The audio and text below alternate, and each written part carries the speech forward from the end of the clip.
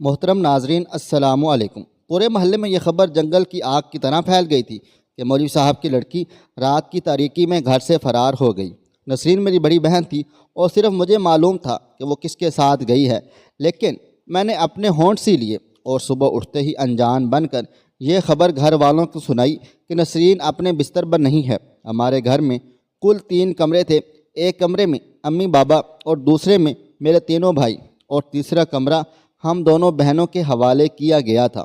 مجھ سے تابڑ توڑ سوالات کیے گئے تھے، مجھ پر حملے کیے گئے، مجھے غصے سے دیکھا جا رہا تھا، لیکن میرے پاس ہر سوال کا ایک ہی جواب ہوتا، مجھے نہیں معلوم۔ وہ رات میرے ساتھ ہی سوئی تھی، صبح اٹھ کر دیکھا تو اس کا بستر خالی تھا۔ میں نے باتھ روم، کچن، ہر جگہ دیکھ لیا، لیکن وہ کہیں نظر نہ آئی تھی۔ یہ ہو ہی نہیں سکتا۔ بڑا بھائی آستین چڑھاتا ہوا بولا، مجھے کچھ معلوم نہ ہو کہ تم دونوں 24 گھنٹے ساتھ رہتی ہو، ایک ہی کالج میں پڑھتی ہو، ساتھ آتی اور جاتی ہو، پھر یہ کیسے ہو سکتا ہے کہ اس نے تمہیں کچھ نہیں بتایا ہو؟ یہ کہہ کر اس نے میرے بال سختی سے پکڑ لیے تھے اور انہیں جھٹکا دیتے ہوئے بولا، جلدی سے اپنی زبان کھول دے، بتا وہ کس کے ساتھ گئی ہے، کس کے ساتھ منہ کالا کرا رہی ہے، کس کے ساتھ مل کر ہماری عزت اچھال رہی ہے، ورنہ تجھے زندہ نہیں چھوڑوں گا۔ بتا کون ہے اس کا عاشق؟ میں درد سے بلبلا اٹھی، لیکن میں نے اپنے ہونٹ سختی سے کھینچ لیے۔ بابا نے بھائی سے کہا، اسے چھوڑ دے اختر، اس سے ہم بعد میں نمٹ لیں گے، پہلے لڑکی کو تلاش کرنا بہت ضروری ہے جو بھاگ گئی ہے۔ بابا نے مجھے کمرے میں بند کیا اور مجھے حقارت والے الفاظ کہتے ہوئے کہنے لگے کہ تو نے اگر کوئی ایسی ویسی حرکت کی تو یاد رکھنا اس کمرے میں زندہ دفن کر دیں گے۔ تینوں بھائی بابا کے ساتھ نسرین کو ڈھونڈنے نکل گئے تھے۔ میں دل ہی دل میں دعا مانگ رہی تھی کہ نسرین ان لوگوں کی پہنچ سے دور جا چکی ہو۔ رات میں کئی گاڑیاں ہمارے شہر سے گزرتی تھیں اور مجھے پورا یقین تھا کہ وہ کسی نہ کسی گاڑی میں سوار ہو گئی ہوگی۔ میں جانتی تھی کہ وہ کہاں گئی ہے اور اسے لے جانے والا کون ہے، لیکن میں نے اس راز کو اپنے سینے میں چھپانے کا عہد کیا، اور مجھ پر کتنی ہی سختی کیوں نہ کی جاتی، میں اس راز کو نہیں کھولتی، کیونکہ میں نے اپنے باپ بھائیوں کو ظالم اور نسرین کو مظلوم سمجھا تھا۔ آپ سوچ رہے ہوں گے کہ اپنی بہن کے گھر سے بھاگ جانے پر میں اتنا خوش کیوں ہوں، یعنی میں اس کا ساتھ کیوں دے رہی ہوں، اور اپنا منہ میں نے کیوں بند کیا ہوا تھا؟ اس لیے کہ میں اپنی بہن کی مدد کرنا اپنا اخلاقی فرض سمجھتی تھی۔ اگر وہ یہ انتہائی قدم نہیں اٹھاتی تو اس کی زندگی ہمیشہ کے لیے جہنم بن جاتی، کیونکہ میرے ظالم باپ نے اس کی شادی ایک 50 سالہ بوڑھے شخص سے طے کر دی تھی جو پہلے سے شادی شدہ تھا، لیکن اس کی بیوی مر چکی تھی اور اس کا بیٹا نسرین کے برابر تھا۔ ہماری برادری میں شادی کے سلسلے میں لڑکیوں کی مرضی معلوم نہیں کی جاتی، بلکہ انہیں بھیڑ بکری سمجھ کر کسی دوسرے کے حوالے کر دیا جاتا ہے۔ بابا نے نسرین کا رشتہ جس شخص سے طے کیا تھا وہ نہ صرف اس سے عمر میں 30 سال بوڑھا بلکہ 4 بچوں کا باپ بھی تھا۔ اسے بیوی نہیں بلکہ گھر کے کام کاج کے لیے ایک عورت کی ضرورت تھی جو اس کے بچوں کی دیکھ بھال کر سکے اور اس کی خواہش کو پورا کر سکے۔ اسے اپنے لیے ایک جوان لڑکی چاہیے تھی، ایسی لڑکی جو اس کی خواہش کو پورا کر سکے اپنی ہوس کے لیے۔ وہ شادی کر رہا تھا، اس لیے اس نے جب پہلی بار نسرین کو دیکھا تو رشتے کا پیغام بھیج دیا، اور بابا چونکہ اس کے احسان مند تھے کیونکہ اس نے برے وقت میں ان کی مدد کی تھی، تو بابا جان نے اس رشتے سے انکار نہیں کیا تھا۔ امی کو البتہ اس رشتے پر اعتراض تھا، انہوں نے کچھ کہنا چاہا، لیکن بابا جان نے بری طرح سے جھڑک دیا اور بولے، بک بک نہ کر، تو اس سے کس نے پوچھا ہے؟ تو اس سے مشورہ کس نے مانگا ہے؟ لڑکی کا باپ ہوں، اس کے بھلے کے لیے ہی سوچوں گا۔ خان اچھا آدمی ہے، نسرین اس کے ساتھ خوش و خرم رہے گی اور بہت ہی عیش کرے گی۔ اس کے بعد کسی میں اتنی ہمت نہیں تھی کہ کچھ کہتا۔ بیوی شریک زندگی ہوتی ہے، لیکن امی کے ساتھ بابا جان کا سلوک بہت ہی خراب تھا۔ وہ انہیں نوکرانی سے بھی بدتر سمجھتے تھے، انہیں صرف بابا کا حکم ماننا تھا۔ ہر دوسرے تیسرے روز امی کی پٹائی ہوتی، بہنیں ڈر کے مارے کمرے میں دبک کر بیٹھ جاتی اور تینوں بھائی منہ پھلا کر باہر نکل جاتے تھے۔ شاید ان میں بھی یہ منظر دیکھنے کی تاب نہیں تھی، لیکن بابا کے آگے کون بول سکتا تھا؟ وہ انتہائی ظالم، سفاک اور سنگ دل انسان تھے۔ سچ پوچھیں تو بابا کے 2 چہرے تھے، ایک وہ جو ہم گھر میں دیکھتے تھے اور دوسرا وہ جو دنیا والوں کو نظر آتا تھا۔ انہوں نے اپنے اوپر مذہب کا لبادہ اوڑھ رکھا تھا۔ لوگ انہیں متقی، پرہیزگار، نیک سیرت انسان سمجھتے تھے۔ وہ 5 وقت کی نماز باجماعت پڑھتے، باقاعدگی سے روزے رکھتے، زکوٰۃ بھی دیتے، ایک بار عمرہ کر چکے تھے اور اب حج پر جانے کا پروگرام بنا رہے تھے۔ ہمیشہ ہی سفید لباس پہنتے، کبھی کسی نے انہیں ننگے سر نہیں دیکھا۔ یہ ان کا ظاہری روپ تھا، لیکن ان کے اندر کی خباثت کسی کو نظر نہیں آتی تھی۔ مین بازار میں بہت بڑی پرچون کی دکان تھی، جس میں دنیا بھر کی تمام برائیاں موجود تھیں، جس سے مذہب کا کوئی تعلق ہی نہ تھا، اور امی پر انہوں نے بے جا سختی کی ہوئی تھی۔ امی گھر سے باہر نہیں نکل سکتی تھیں، کوئی آئے کوئی چلا جائے، ان کو اجازت ہی نہ تھی کہ وہ کنڈی کھولیں۔ انہیں گھر سے باہر جانے کے لیے سختی سے منع کیا گیا تھا۔ وہ مہینے میں 1 مرتبہ انہیں میکے والوں سے ملوانے کے لیے لے جاتے اور 2-3 گھنٹے بیٹھ کر ساتھ ہی واپس لے آتے تھے۔ امی شادی کے بعد 1 مرتبہ بھی اپنے میکے رہنے کے لیے نہیں گئی تھیں۔ بچوں کی پیدائش کے بعد ہی یہی صورتحال رہی۔ تینوں بھائی اور نسرین مجھ سے پہلے اس دنیا میں آئے تھے۔ میں سب سے چھوٹی ہونے کی وجہ سے بابا جان کی لاڈلی تھی۔ وہ کبھی کبھار مجھے گود میں بٹھا کر پیار کر لیتے تھے، لیکن جیسے جیسے بڑی ہوتی گئی مجھ پر بھی وہی پابندیاں لگ گئی جو اس گھر کی عورتوں کا مقدر تھیں۔ تینوں بھائی پڑھائی میں نکمے نکلے تھے، تو بابا جان نے میٹرک کرنے کے بعد انہیں اپنے ساتھ کام پر لگا لیا تھا۔ انہیں اپنے جیسا ہی بنا لیا۔ وہ صرف لوگوں کو دکھانے کے لیے ظہر کی جماعت نماز پڑھا کرتے، لیکن دیگر نمازوں میں باقاعدگی نہ تھی۔ وہ تینوں بابا کے نقش قدم پر چل رہے تھے۔ انہیں کی طرح سنگ دل، ظالم و شفاق اور بے حس انسان تھے۔ ان کی نظر میں ماں کی کوئی عزت نہ تھی۔ بہنوں کو وہ نوکرانی سمجھا کرتے تھے اور اپنے سارے کام ہم سے کرواتے۔ اگر کسی کام میں ذرا سی بھی دیری ہو جاتی تو وہ چیخ چیخ کر آسمان سر پر اٹھا لیتے۔ ہمارے گھر میں ریڈیو، ٹی وی اور ٹیلی فون نہیں تھا، صرف بابا نے اپنے استعمال کے لیے موبائل فون رکھا ہوا تھا۔ اسی طرح کوئی اخبار یا رسالہ بھی نہیں آتا تھا۔ ہمیں کورس کی کتابوں کے علاوہ کچھ بھی پڑھنے کی اجازت نہ تھی۔ اس گھٹن زدہ ماحول میں ہماری پرورش ہو رہی تھی۔ ہم کالج میں دوسری لڑکیوں کو ہنستے مسکراتے، کہکا لگاتے، اپنی کزن کی باتیں کرتے سنتے تو ان کی قسمت پر رشک آنے لگتا۔ ان میں سے بعض کا تو افیئر بھی چل رہا تھا۔ ہمارے بھی کئی کزن تھے، لیکن کسی نے ہماری شکل تک نہیں دیکھی تھی۔ البتہ یہ سن رکھا تھا کہ چچا نے اپنے بیٹے کے لیے مجھے بچپن میں مانگ لیا تھا کہ میری شادی اس سے ہوگی۔ یہ میں جانتی تھی، لیکن وہ لوگ بابا جان کی طرح نہیں تھے۔ میں روزانہ نماز پڑھ کر دعا مانگتی تھی کہ میری جلد از جلد شادی ہو جائے تاکہ میں اس قید خانے سے چھٹکارا حاصل ہو۔ اور پھر ایک دن وہ ہو گیا جس کی مجھے بالکل بھی توقع نہیں تھی۔ ہوا یوں کہ نسرین کی ایک سہیلی نجمہ کے گھر کوئی محفل تھی۔ اس نے مجھے اور نسرین کو بھی اس میں شرکت کی دعوت دی، اور چونکہ مذہبی محفل تھی اس لیے ہمارے بابا جان نے بھی انکار نہیں کیا تھا۔ دوسرے دن بھائی نے ہمیں نجمہ کے گھر چھوڑ دیا اور 2 گھنٹے بعد آنے کا کہہ کر چلے گئے تھے۔ محفل ختم ہو گئی تھی۔ نسرین اور نجمہ مہمانوں کے لیے چائے بنانے کچن میں چلی گئیں۔ نسرین پیالیوں میں چائے ڈال رہی تھی کہ اچانک سلمان وہاں آ گیا۔ وہ نجمہ کا بڑا بھائی تھا۔ وہ شام میں لا کالج میں داخلہ لے کر پڑھائی کر رہا تھا۔ 2 ماہ بعد اس کا فائنل امتحان ہونے والا تھا، پھر وہ وکیل بن جاتا۔ نسرین اپنے سامنے اچانک ایک اجنبی کو دیکھ کر گھبرا گئی۔ اس نے جلدی سے دوپٹے کے پلوں سے اپنا چہرہ چھپایا اور وہاں سے جانے لگی۔ نجمہ بولی، یہ میرے بڑے بھائی سلمان ہیں، ان سے کیا بردا؟ پھر وہ اپنے بھائی کو مخاطب کرتے ہوئے بولی، بھائی جان آپ یہاں کیوں آ گئے؟ اپنے کمرے میں چلے جائیں، میں چائے وہاں لے کر آتی ہوں۔ میں تو پانی پینے آیا تھا، مجھے کیا معلوم یہاں پردے دار لوگ موجود ہیں۔ نسرین بھاگ کر دوسرے کمرے میں چلی گئی تھی۔ اس کا دل بری طرح سے دھڑک رہا تھا اور چہرہ پسینے سے شرابور ہو گیا تھا۔ تھوڑی دیر بعد بھائی ہمیں لینے آ گئے تھے۔ گھر آنے کے بعد نسرین نے مجھے پوری روداد سنائی اور بولی، مجھے تو بہت زیادہ ڈر لگ رہا ہے، اگر بابا جی کو پتہ لگ گیا تو قیامت آ جائے گی۔ پاگل ہو گئی ہو؟ میں نے ہنستے ہوئے کہا، انہیں کیسے معلوم؟ پھر میں نے کہا، کیسا ہے وہ؟ اس نے دونوں ہاتھوں سے اپنا چہرہ چھپاتے ہوئے کہا، بہت ہینڈسم، بالکل خوابوں کے شہزادے جیسا، جو میں نے سوچا ہوا ہے۔ اس وقت میں نے خلوص دل سے دعا مانگی کہ کاش میری بہن کو کوئی خوابوں کا شہزادہ ہی ملے۔ دوسرے دن نسرین کالج گئی تو نجمہ اسے ایک کونے میں لے کر بولی، تم نے میرے بھائی پر کیا جادو کر دیا ہے؟ وہ تو پہلی ہی نظر میں تم پر دل و جان سے لٹو ہو گیا ہے، فرفتہ ہو گیا ہے، پاگل ہو رہا ہے تمہارے لیے۔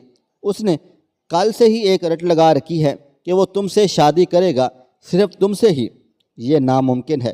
نسرین ادھر ادھر دیکھتے ہوئے آہستہ سے بولی، ہماری یہاں برادری سے باہر رشتے نہیں ہوتے، تم بھی اس بات کو یہیں پر ختم کر دو، کسی سے کچھ کہنا مت، ٹھیک ہے؟ میں تو خاموش ہو جاتی ہوں، لیکن سلمان بھائی پیچھے ہٹنے والے نہیں ہیں، وہ تو تمہیں اپنا بنا کر ہی دم لے گئے، انہیں منع کر دو نجمہ۔ نسرین روحانی ہو کر بولی، تم میرے گھر والوں کو نہیں جانتی، اگر انہیں ذرا سا بھی شک ہو گیا کہ میں تمہارے بھائی کے سامنے آئی ہوں تو وہ میری ہڈی بوٹی ایک کر دیں گے۔ کچھ نہیں ہوگا، تم خواہ مخواہ ڈر رہی ہو، تم ایک بار سلمان بھائی سے مل لو، وہ تمہیں سب کچھ سمجھا دیں گے۔ میں انہیں کیسے مل سکتی ہوں؟ کل تو محفل کی وجہ سے تمہارے گھر آنے کی اجازت مل گئی تھی، اب کیا بہانہ بناؤں گی؟ یہ تو اچھا ہے، میں تمہاری ان سے فون پر بات کروا دیتی ہوں، تم خود ہی سن لو وہ کیا کہنا چاہ رہے ہیں۔ یہ کہہ کر اس نے پرس سے موبائل فون نکالا اور سلمان بھائی کو فون کر دیا۔ بھائی آپ خود ہی نسرین سے فون پر بات کر لیں۔ یہ کہہ کر اس نے موبائل نسرین کو پکڑا دیا، لیکن جب سلمان نے دوسری طرف سے ہیلو کہا تو اسے بھی جواب میں جی کہنا پڑ گیا تھا۔ سلمان نے کہا، مجھے نجمہ آپ کے گھر کے ماحول کے بارے میں بتا چکی ہے، اس لیے میں ملنے پر اصرار بالکل بھی نہ کروں گا، لیکن آپ مجھے اتنی اجازت دے سکتی ہیں کہ آپ سے نجمہ کے فون پر بات کر لیا کروں۔ نسرین نے کوئی جواب نہیں بن پڑا تو اس نے ایک بار پھر گھبراہٹ میں جی کہہ دیا۔ میں تمہیں زیادہ پریشان نہیں کروں گا، بس اتنا بتا دو کہ میں تمہیں کیسا لگا۔ آپ بہت اچھے ہیں، نسرین نے بے ساختہ کہا اور خود ہی شرما گئی تھی۔ کیا میں تمہیں پرپوز کر سکتا ہوں؟ میں کیا جواب دوں؟ نسرین نے ہمت کر کے کہا، یہ ناممکن ہے۔ میں نجمہ کو بتا چکی ہوں کہ ہمارے ہاں برادری سے باہر یعنی خاندان سے باہر شادی نہیں ہوتی۔ ناممکن کو ممکن بنانا میرا کام ہے، تم صرف ہاں یا نا میں جواب دو۔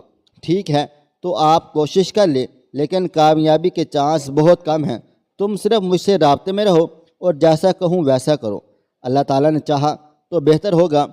جب نسرین نے مجھے یہ باتیں بتائیں تو میں نے بھی اسے یہی مشورہ دیا کہ اس بات کو یہیں پر ختم کر دو، کیونکہ بابا اپنے اصولوں سے ہٹنے والے نہیں اور وہ سلمان کا رشتہ کبھی بھی قبول نہیں کریں گے۔ دیکھا جائے گا، وہ بے پرواہی سے بولی، فی الحال تو اسے امتحان دینا ہے اور جب تک اسے وکالت کا لائسنس نہیں مل جاتا وہ رشتہ نہیں بھیجے گا۔ بات آئی گئی ہو گئی تھی۔ کچھ دنوں بعد سلمان واپس دوسرے شہر چلا گیا تھا، لیکن نجمہ کے موبائل کے ذریعے نسرین سے اس کا رابطہ رہا۔ اس کے بعد بھی وہ چھٹیوں میں ایک دو مرتبہ گھر آیا، لیکن اس نے نسرین سے ملنے پر اصرار نہیں کیا تھا، اس لیے کہ کوئی مسئلہ کھڑا نہیں کرنا چاہتا تھا۔ اب میں یہاں پر دیکھ رہی تھی کہ بابا جان وقت کے ساتھ ساتھ بہت اچھے مزاج کے ہوتے جا رہے تھے اور انہوں نے امی سے بھی سختی کم کر دی تھی اور ہم لوگوں کو بھی نرم لہجے میں بات کرنے لگے۔ میں سمجھی کہ شاید یہ عمر کا تقاضا ہو، لیکن اصل وجہ تو کچھ اور ہی تھی۔ دراصل انہیں کاروبار میں زبردست گھاٹا ہوا تھا، ان کے پیسے کئی جگہ پھنسے تھے اور کہیں سے ادائیگی نہیں ہو رہی تھی، جبکہ انہیں مال اٹھانے کے لیے ایک بہت بڑی رقم کی اشد ضرورت تھی، ورنہ گودام خالی ہو جاتے، جس سے ان کی ساکھ کے ساتھ ان کی عزت متاثر ہوتی۔ ایسے میں خان صاحب کے کام آیا اور اس نے ضرورت کے مطابق بابا کو رقم فراہم کر دی، جس سے بابا کا کاروبار ایک بار پھر چل پڑا تھا اور ان کی ساکھ بحال ہو گئی۔ انہوں نے خان صاحب کا تمام قرض ادا کر دیا، لیکن ہمیشہ کے لیے اس کے احسان مند ہو گئے تھے۔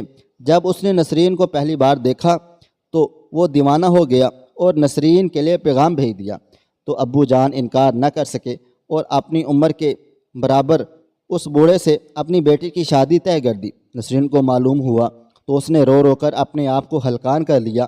وہ سوچ بھی نہیں سکتی تھی کہ بابا اتنے سنگ دل ہو سکتے ہیں۔ وہ کافی دیر تک میرے گلے لگ کر روتی رہی۔ میں نے اسے بڑی مشکل سے چپ کروایا اور بولی، اس طرح رونے سے کچھ بھی حاصل نہ ہوگا، اس مشکل سے نکلنے کی ترکیب سوچو۔ میری بہن، اب سوچنے کے لیے کیا رہ گیا ہے؟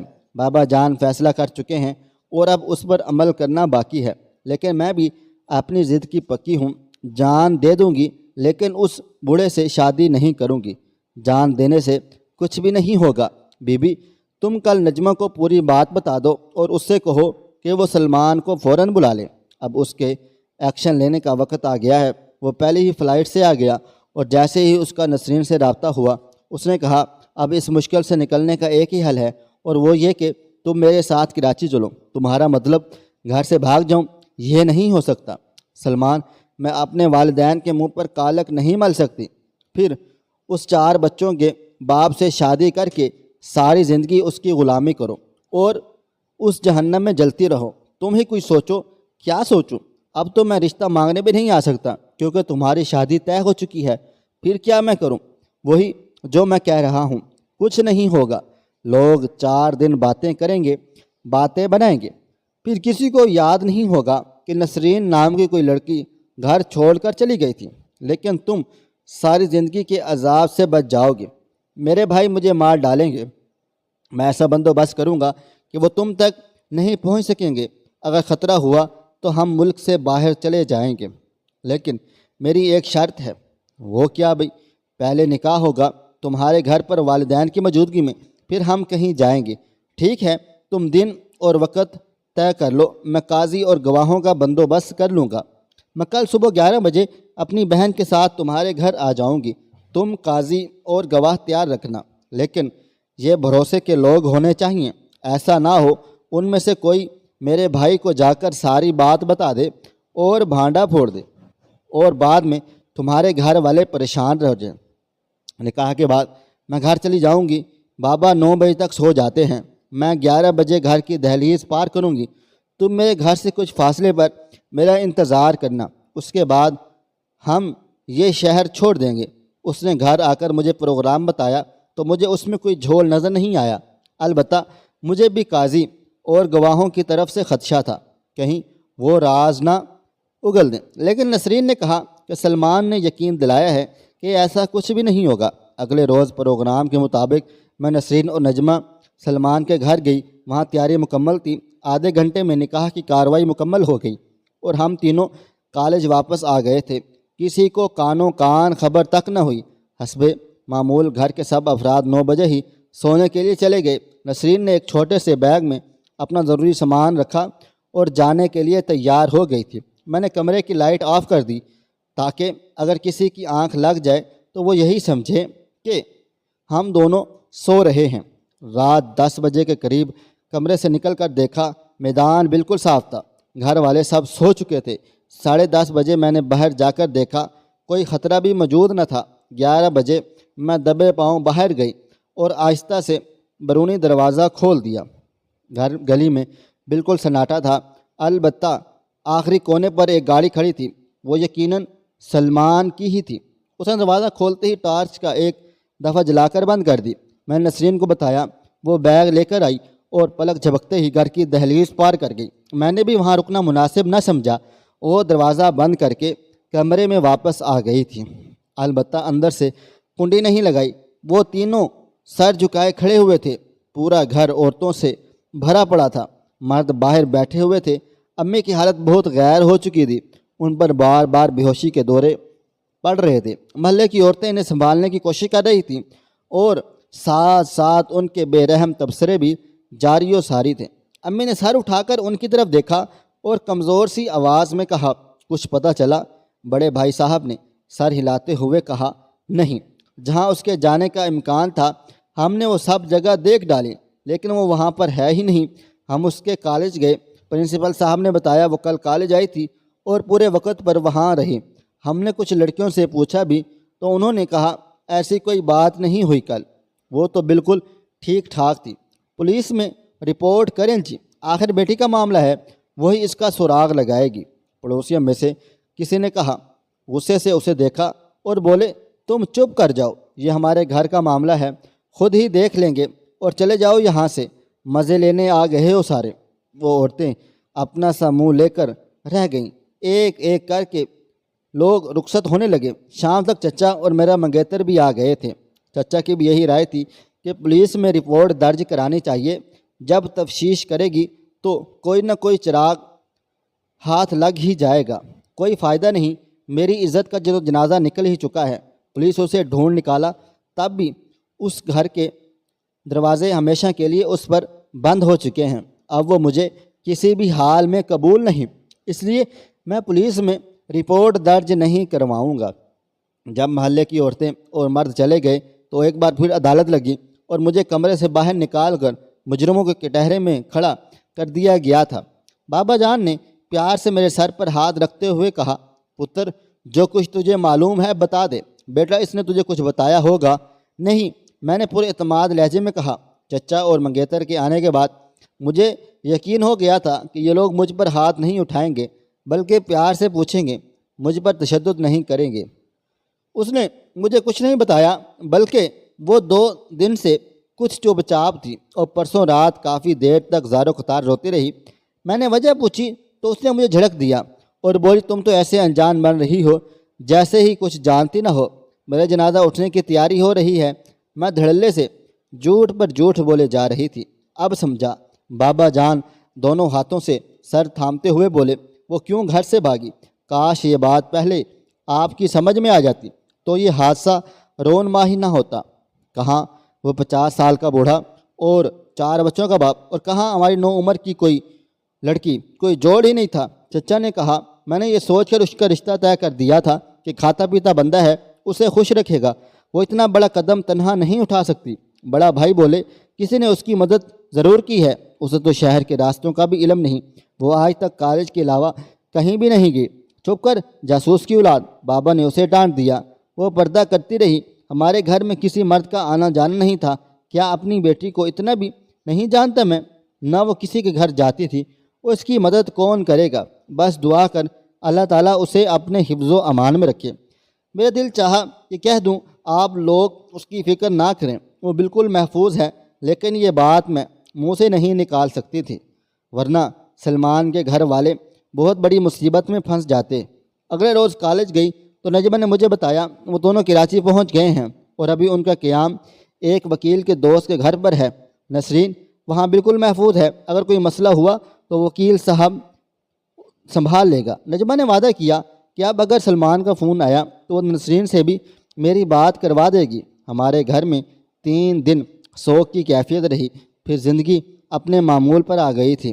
بابا جان اور بھائیوں نے بھی دکان پر جانا شروع کر دیا تھا، کیونکہ پیٹ روٹی مانگتا ہے اور روٹی کے لیے ہاتھ پاؤں چلانے پڑتے ہیں۔ البتہ بابا اس واقعے کے بعد بہت ہی نڈھال لگنے لگے تھے۔ ان کا سارا روب و دبدبہ، ان کا سارا غرور ختم ہو گیا تھا۔ وہ زیادہ تر خاموش رہتے اور خلاؤں میں گھورتے رہتے، جیسے انہیں کسی کا انتظار ہو۔ میں نے اس کی کیفیت سمجھ رہی تھی۔ وہ پچھتاوے کی آگ میں جل رہے تھے۔ انہیں شدت سے احساس ہو گیا تھا کہ اگر وہ خان سے نسرین کا رشتہ طے نہ کرتے تو وہ گھر چھوڑ کر نہ جاتی۔ وہ اپنے آپ کو اس واقعے کا ذمہ دار سمجھنے لگے تھے۔ انہوں نے دکان پر جانا چھوڑ دیا اور سارا کاروبار بھائی جان نے سنبھال لیا تھا، کیونکہ میرے دونوں بھائی دبئی چلے گئے تھے۔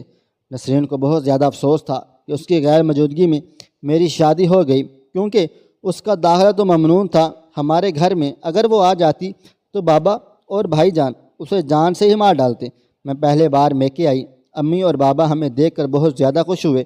البتہ بھائی نے کسی گرم جوشی کا مظاہرہ نہیں کیا تھا اور معمول کے مطابق ہی دکان پر چلے گئے۔ ان کی بے رخی کو امی نے محسوس کیا اور شرمندہ ہو کر بولی، چڑچڑا ہو گیا ہے، شادی جو نہیں ہو رہی، کیوں؟ اس میں کیا رکاوٹ ہے؟ میرے شوہر نے پوچھا۔ میں بتاتا ہوں، بابا غصے سے بولے، نسرین کی وجہ سے ہماری بہت زیادہ بدنامی ہو گئی ہے۔ برادری والوں نے تقریباً ہم سے قطع تعلق کر لیا ہے۔ میں نے 1-2 جگہ اس کی بات چلانے کی کوشش کی، لیکن وہاں سے صاف انکار ہو گیا۔ ان کا کہنا تھا کہ ہم ایسے لوگوں کو رشتہ نہیں جوڑ سکتے جہاں لڑکیاں گھر سے بھاگ جاتی ہوں، اور تم جانتی ہو ہمارے ہاں برادری سے باہر شادی کرنے کا رواج بالکل بھی نہیں۔ تو کیا بھائی کی شادی نہیں ہوگی؟ میں نے حیران و پریشان ہو کر پوچھا۔ میں کیا کہہ سکتی ہوں، اس کی قسمت میں جو لکھا ہے وہی ہوگا۔ نسرین نے ہمیں کہیں کا نہیں چھوڑا۔ میں کہنا چاہ رہی تھی کہ نسرین کو الزام نہ دیں، سارا قصور آپ کا ہے۔ آپ کے غلط فیصلے نے کئی زندگیاں تباہ و برباد کر دی۔ نسرین گھر چھوڑ کر چلی گئی۔ دونوں بھائی بدنامی کے ڈر کی وجہ سے ملک چھوڑ کر چلے گئے اور وہ پردیس کی خاک چھان رہے ہیں۔ امی بیٹے کی یاد میں نیم پاگل ہو گئی ہیں، بھائی کو کوئی رشتہ نہیں دے رہا، اور آپ خود بھی بیٹے کی جدائی میں غم کو سینے سے لگائے بیٹھے ہیں۔ آپ اگر اس بڈھے سے نسرین کی شادی نہ کرتے تو یہ سب کچھ نہ ہوتا، لیکن باپ کے ادب اور احترام کی وجہ سے وہ کچھ نہیں کہہ سکی۔ بابا جان کی باتوں سے اندازہ ہو گیا تھا کہ وہ ابھی تک نسرین سے ناراض ہیں اور انہوں نے اسے معاف نہیں کیا، بلکہ اب تو انہوں نے بھائی کی شادی نہ ہونے کا ذمہ دار بھی نسرین کو ہی ٹھہرا دیا تھا۔ اس لیے مجھے بالکل بھی یقین نہیں تھا کہ نسرین کے حالات کا ان پر کوئی اثر نہیں ہوگا۔ البتہ وہ یہ جان کر ضرور مطمئن ہو جائیں گے کہ نسرین غلط ہاتھوں میں نہیں گئی، بلکہ ایک پڑھے لکھے شخص سے شادی کر کے پرسکون زندگی بسر کر رہی ہے۔ میرا اندازہ درست نکلا۔ نسرین کا خط پڑھ کر ان کے چہرے پر ہلکی سی رونق آئی، لیکن وہ پھر سنجیدہ ہو گئے۔ انہوں نے امی سے کہا، خوش ہو جاؤ، تمہاری بیٹی زندہ ہے، اس نے ایک وکیل سے شادی کر لی ہے اور کراچی میں مزے کر رہی ہے۔ امی سے پہلے بڑا بھائی بول اٹھے، میں اسے زندہ نہیں چھوڑوں گا۔ ہمارے چہرے پر کالک مار کر وہ کیسے عیش کر سکتی ہے؟ تجھے مرنے کا اتنا ہی شوق ہے تو دریا میں چھلانگ لگاتے۔ بابا جان نے بھائی کو ڈانٹتے ہوئے، اس کا شوہر وکیل ہے، اگر تو نے نسرین کو نقصان پہنچانے کی کوشش کی تو وہ تجھے پھانسی پر لٹکا کر ہی دم لے گا۔ میرے بڑھاپے پر رحم کھا اور یہ مرنے مارنے کا خیال دل سے نکال دے۔ بابا جان، آپ سمجھتے کیوں نہیں اس کی وجہ سے میری شادی نہیں ہو رہی؟ اگر تجھے شادی کرنے کا اتنا ہی ارمان ہے تو جا خاندان سے باہر شادی کر اور لے آ اپنی بیوی کو۔ میری طرف سے تمہیں کھلی اجازت ہے، لیکن نسرین کا پیچھا چھوڑ دے، اب یہی کرنا ہوگا۔ بھائی نے گستاخ لہجے میں کہا۔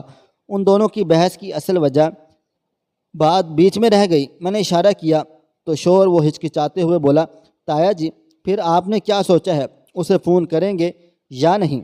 بیٹا یہ نہیں ہو سکتا، اس نے مجھے بہت گہرا زخم دیا ہے جو کبھی بھی بھر نہیں سکتا۔ اگر اسے معاف کر دیا اور گھر آنے کی اجازت دے دی تو برادری کے لوگ مجھے بے غیرت ہونے کا طعنہ دیں گے اور شاید میرے جنازے میں بھی کوئی شریک نہ ہو، اس لیے میرے جیتے جی وہ اس گھر میں کبھی بھی نہیں آ سکتی۔ اب ساری امیدیں دم توڑ چکی تھیں۔ میں نے اسی وقت نسرین کو فون کر کے بابا کے بارے میں بتایا کہ وہ ان کے فون کا انتظار کرنے کی بجائے سم کو تبدیل کر گئی۔ اگر بابا جان کے رویے میں تبدیلی آئی تو وہ اسے خود ہی بتا دے گی۔ یہ سن کر وہ زاروں قطار رونے لگی۔ میں نے اسے تسلی دی اور کہا کہ میں انہیں منانے کی بہت زیادہ کوشش کرتے رہیں گے، شاید وہ نرم پڑ جائیں۔ بھائی نے وہی کیا جو انہوں نے کہا تھا۔ ان کی دکان پر ایک لڑکی کپڑے خریدنے آتی تھی۔ بھائی کا اس سے افیئر شروع ہو گیا تھا۔ وہ کسی غریب گھر سے تعلق رکھتی تھی، اس لیے بھائی نے کشش محسوس کرنے لگی۔ انہوں نے اسے شادی کا پیغام دے دیا۔ اس نے لڑکی والوں نے روایتی انداز میں کہا کہ اپنے والدین کو رشتہ مانگنے اس کے گھر بھیجے۔ اب بھائی جان نے بابا جان سے ذکر کیا تو وہ غصے سے پاگل ہو گئے۔ وہ کسی قیمت پر برادری سے باہر نہیں جا سکتے۔ بھائی من مانی کرنے کے عادی تھے۔ انہوں نے بابا جان کی ناراضگی کی پرواہ نہ کی اور خود ہی رشتہ مانگنے اس لڑکی کے گھر پہنچ گئے تھے۔ ان لوگوں نے بھی بابا جان کے گھر میں موجودگی کی کوئی اہمیت نہ دی۔ اتنا اچھا رشتہ دوبارہ کبھی نہ ملے گا۔ چنانچہ انہوں نے اس لڑکی سے بھائی کا نکاح چپکے سے کرا دیا اور وہ اسے لے کر اپنے گھر آ گئے تھے۔ بابا جان بہت چیخے چلائے۔ انہوں نے بھائی کو گھر اور کاروبار سے بے دخل کرنے کی دھمکی بھی دی، لیکن اس پر کوئی عمل نہ کر سکے کیونکہ ایسی صورتحال میں وہ بالکل تنہا ہو جاتے، اس لیے خون کے گھونٹ پی کر رہ گئے۔ اس پر یہ برا حال کہ بھائی کی بیوی بہت ہی زیادہ عیاش قسم کی تھی۔ امی کا صبر رنگ لا رہا تھا۔ بابا جان نے اپنی زندگی میں ہی وہی سب کچھ دیکھ لیا تھا جس سے انہیں نفرت تھی۔ اب حد ہو گئی تھی، مجھ سے برداشت نہیں ہوا۔ میں بابا جان کے سامنے آ گئی، ہاتھ جوڑ دیے۔ میں نے کہا، بابا جان آپ بالکل تنہا ہو چکے ہیں، تینوں بھائی اپنی دنیا میں مگن ہیں، ہمیں بھی گھر کی ہو چکی ہوں۔ امی آج بھی نسرین کو یاد کر کے ٹھنڈی آہیں بھرتی ہیں۔ اب تو اسے معاف کر دیں بابا، اب تو اس گھر کو گھر بلا لیں، اب آپ کو اس غلطی کو معاف کر دیں۔ وہ بیٹی ہے آپ کی، آپ بڑے ہیں، پتر میری زندگی میں تو یہ ممکن نہیں، البتہ میرے مرنے پر وہ آ سکتی ہے۔ نہ جانے ابا نے کس گھڑی یہ بات کہی تھی کہ ایک ہفتے کے بعد ان کا انتقال ہو گیا۔ نسرین کو اطلاع کی گئی وہ پہلی فلائٹ سے گھر آ جائے، اور وہ آ بھی گئی تھی۔ دونوں بھائی بھی دبئی سے آ گئے تھے۔ میں نے سب سے کہہ دیا تھا کہ بابا جان نے نسرین کو آنے کی اجازت دی ہے، اس لیے کوئی ان کو دیدار سے محروم نہ کرے۔ نسرین بن پانی کی مچھلی کی طرح تڑپ رہی تھی۔ وہ بار بار بابا کا ماتھا چومتی اور ہاتھ جوڑ کر ان سے معافی مانگتی رہی۔ جب وہ امی سے لپٹ کر روتی تو دیکھنے والوں کی آنکھیں بھی بھر آئی تھیں۔ بابا جان کی تدفین ہو گئی۔ سوئم کے بعد امی جان نے ایک لفافہ چچا کو دیا اور کہا، یہ مرحوم کی وصیت ہے، اسے سب لوگوں کے سامنے بلند آواز میں پڑھو۔ چچا جان نے پڑھنا شروع کیا۔ میں مولوی برکت والد نعمت ہوش و حواس میں یہ وصیت قلم بند کر رہا ہوں کہ میری تمام جائیداد اور اثاثے جو کچھ بھی میرے پاس ہے تینوں بیٹیوں اور بیٹوں میں برابر تقسیم کر دیے جائیں۔ البتہ دکان بڑے بیٹے کی ملکیت ہوگی، کیونکہ اسے بڑھانے اور سنبھالنے میں اس کا بہت بڑا حصہ ہے۔ میں نے اپنی بیٹی نسرین کو دل سے معاف کر دیا ہے اور سب لوگوں کو اسے تعلق بھی قائم کرنے کی اجازت دے رہا ہوں۔ مجھے اعتراف ہے کہ وہ گھر سے نہیں بھاگی، بلکہ میں نے اسے گھر چھوڑنے پر مجبور کر دیا تھا۔ اگر میں اپنے مفاد کی خاطر اس کی شادی ایک 50 سالہ شخص سے طے نہیں کرتا تو وہ کبھی بھی یہ انتہائی قدم نہیں اٹھاتی۔ جیسے ہی مجھے احساس ہوا میں نے اسے معاف کر دیا، لیکن میری انا، میرا غرور، میرا تکبر، میری مردانگی اس کے اظہار کی اجازت نہیں دے رہی تھی۔ پھر برادری کے خوف کی وجہ سے میں ایسا نہیں کر سکتا تھا، چنانچہ مجھے سنگ دل بننا پڑتا۔ میں نے آخر وقت تک اسے گھر آنے کی اجازت نہیں دی تھی۔ اس واقعے سے ان لوگوں کی آنکھیں کھل جانی چاہیے جو اولاد کے رشتے کرتے وقت نہیں سوچتے۔ خدارا بہن بیٹی کا رشتے کرتے وقت ان کی پسند ناپسند کا لازمی خیال رکھا کریں، نہیں تو پھر حالات بالکل اس کہانی جیسے ہوں گے۔ اللہ تعالیٰ ہر بہن بیٹی کے سونے نصیب کرے، آمین ثم آمین۔ آپ سب دیکھنے والے ناظرین کمنٹ باکس میں آمین لازمی لکھتے ہیں۔ خواہش صرف اتنی ہے کہ کچھ الفاظ لکھوں جس سے کوئی گمراہی کے راستے پہ جاتے جاتے رک جائے، اور نہ بھی رکے تو سوچ میں ضرور پڑ جائے۔ دوستو، امید کرتا ہوں کہ آپ کو یہ ہماری کہانی پسند آئی ہوگی۔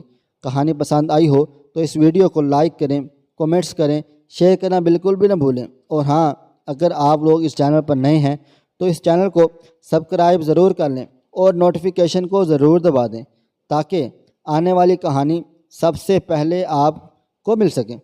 مجھے آپ اگلی ویڈیو تک اجازت دیں۔ اللہ حافظ۔